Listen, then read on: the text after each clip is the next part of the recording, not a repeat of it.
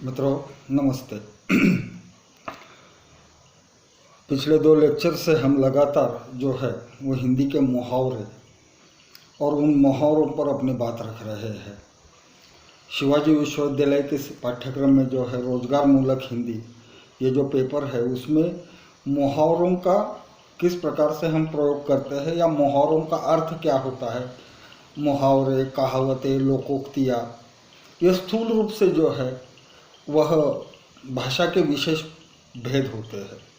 तो इसमें से हम मुहावरों को देख रहे हैं और मुहावरों के द्वारा जो है वह किस प्रकार से उनका जीवन में उपयोग किया जाता है, इस पर कल परसों 2 दिन हमने बात रखी थी और आज अंतिम तीसरा दिन है कि आज जो है वो सारे मुहावरे यहाँ समाप्त हो जाएंगे। तो कल के दिन और परसों के दिन हमने करीब 20 मुहावरों का अर्थ देखा है और आज जो बचे हुए 8-9 मुहावरे हैं उन पर हम अपनी बात यहाँ रख रहे हैं, उसकी चर्चा करने वाले हैं। आज का पहला मुहावरा है धोती ढीली होना, यानी बहुत डर जाना। जब आदमी डर जाता है तो उसके लिए ये शब्द प्रयुक्त होता है कि उसकी धोती ढीली हो गई। तो धोती ढीली होना यानी बहुत डर जाना। वो आदमी इतना डरता है कि उसको अपनी धोती का जो है वह ध्यान नहीं होता, इसलिए ये मुहावरा जो है वो प्रचार में आया है। उसके बाद और एक मुहावरा है नानी याद आना। नानी याद आना का सीधा अर्थ है कि होश उड़ना।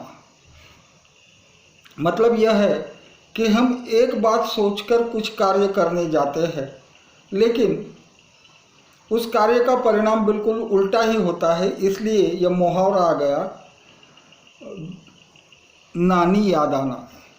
यानी नानी जो है हमारी पुरखों में शामिल होती है तो उसकी याद हमें आती है। इतना वो डरावना या इतना वह चिंताजनक माहौल होता है, इसलिए यह मुहावरा प्रचार में आ गया नानी याद आना।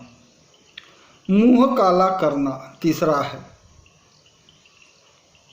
अक्सर हम मुंह काला करना यह शब्द प्रयोग जो है अच्छे या अच्छाई के लिए उसको हम प्रयुक्त नहीं करते। किसी की आलोचना करनी है, नुक्ताचीनी करनी है, किसी की मतलब जो है वो किसी के दोष दिखाने हैं तो उसके लिए यह शब्द प्रयोग किया जाता है कि मुंह काला करना।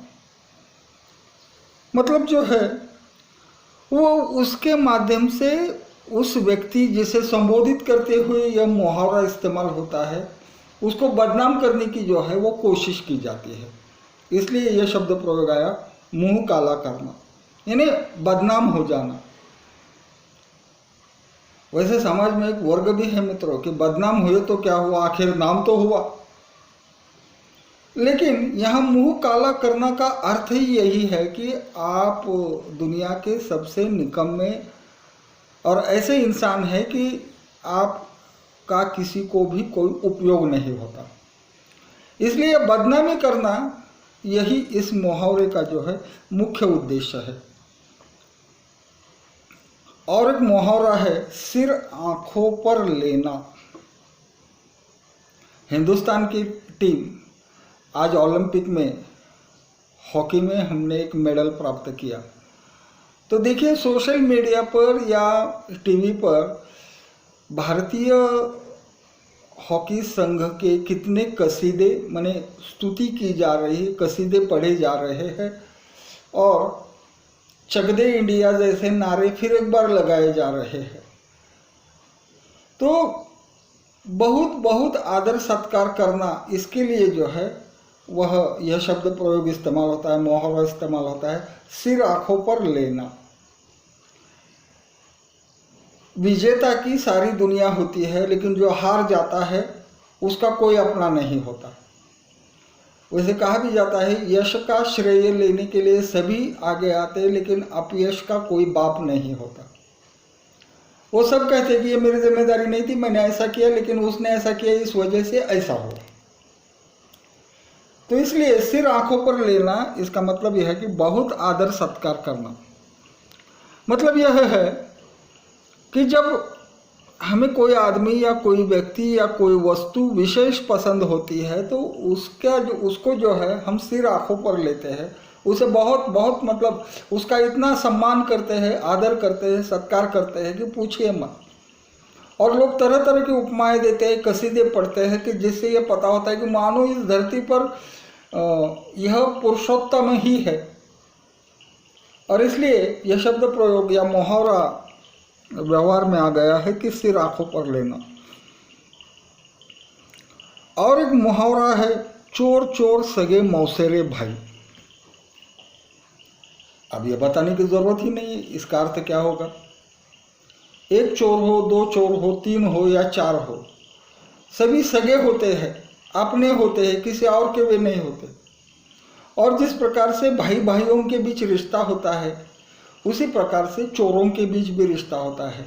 यहाँ तात्पर्य यह है या यहाँ अभिप्राय यह है कि जिस प्रकार से मौसेरे भाई एक दूसरे के साथ मिलजुल कर रहते हैं उसी प्रकार से चोर या दुष्ट कार्य करने वाले व्यक्ति जो होते हैं एक दूसरे के साथ घुल मिल कर रहते हैं सगे भाइयों की तरह। इसलिए यह मुहावरा जो है प्रयुक्त होता है कि चोर चोर सगे मौसेरे भाई।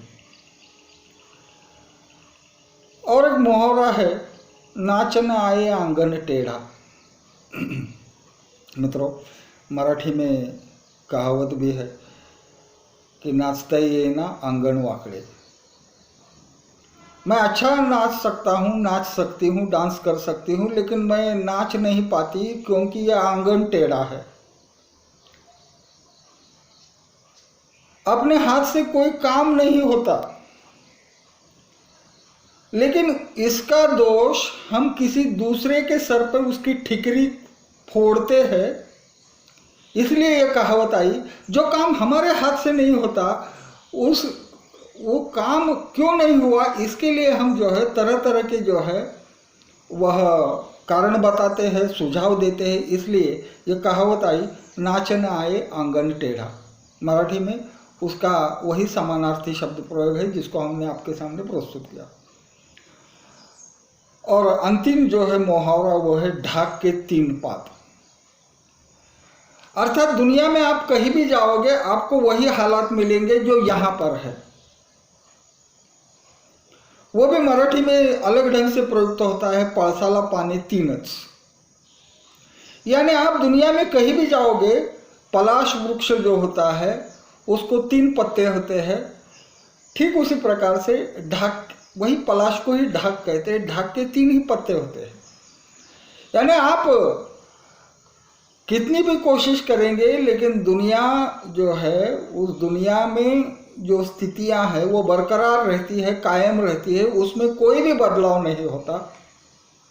यही बात इस मुहावरे के माध्यम से जो है वो स्पष्ट होती है। तो इस तरह से हमारे पाठ्यक्रम में कुल जो 25-30 मुहावरे हैं उनका पिछले लेक्चर से हमने जो है उसकी चर्चा की। और ये मुहावरे किस प्रकार से मनुष्य अपनी भावनाओं को प्रकट करने के लिए उसका प्रयोग करता है इसको भी हमने देखा।